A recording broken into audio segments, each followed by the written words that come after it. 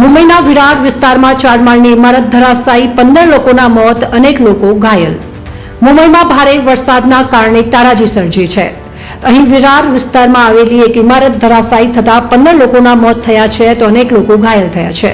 આ ઘટનામાં કરુણ કિસ્સો એ છે કે એક બાળકીનો આજે પ્રથમ જન્મદિવસ હતો, તે પણ આ ઇમારત ધરાશાયીની દુર્ઘટનામાં મૃત્યુ પામી છે. ઇમારત ધરાશાયી થતા હાહાકાર મચ્યો છે. મુંબઈના વિરાર પૂર્વ વિસ્તારમાં આવેલી નારંગી રમાબાઈ 4 માળની ઇમારત ધરાશાયી થઈ છે, જેમાં 15 લોકોએ પોતાનો જીવ ગુમાવ્યો છે અને અનેક લોકો ઘાયલ થયા છે અને 2 લોકો ગુમ થયા છે. 1 વર્ષની બાળકીનું પણ આ દુર્ઘટનામાં મૃત્યુ થયું છે. એક વ્યક્તિ ગંભીર રૂપથી ઘાયલ થતા તેને નજીકની હોસ્પિટલમાં સારવાર માટે ખસેડવામાં આવ્યું છે.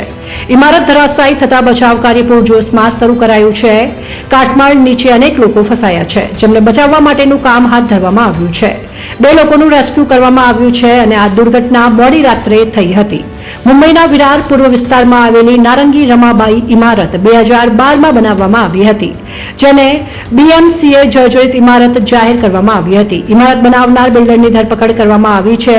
આ દુર્ઘટના બાદ વસઈ વિરાર નગર નિગમે પોલીસ ફરિયાદ નોંધાવી હતી, જે બાદ ધરપકડ કરવામાં આવી છે.